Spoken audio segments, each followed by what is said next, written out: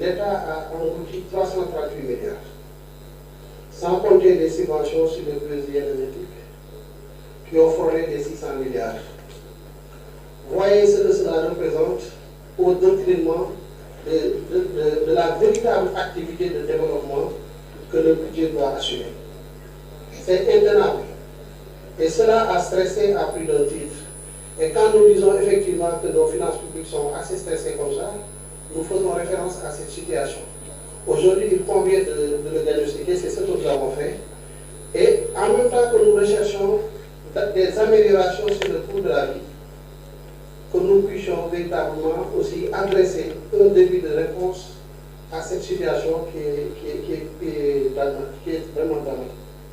C'est pourquoi, et pour en revenir à la question de Madame, la représentante de Presse-Afrique, l'enveloppe qui est aujourd'hui dégagée pour faire face à ces mesures s'élève à 53,4 milliards et qui se traduisent en termes de renonciation de recettes douanières.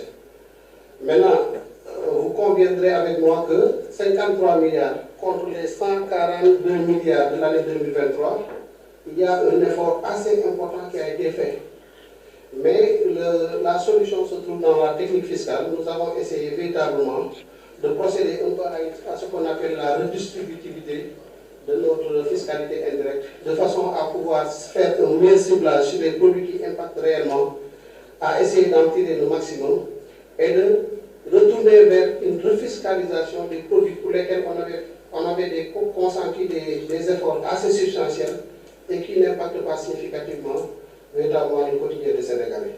Donc oui, nous sommes dans une décélération des dépenses fiscales, une refiscalisation de certains produits qui n'ont pas un rendement très important sur le coût de la vie et au même moment véritablement procéder à un meilleur ciblage des produits pour lesquels il nous faut subventionner.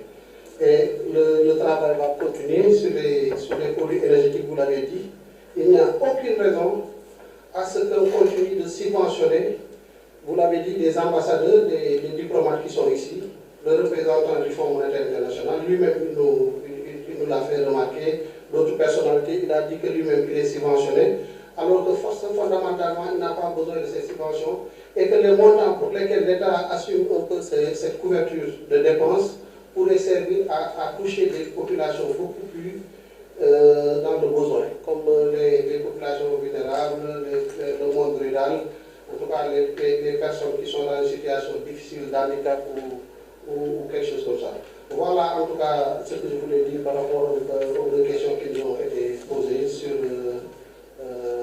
le stress que vivent nos finances publiques et sur le coût véritablement l'enveloppe à mettre en place pour prendre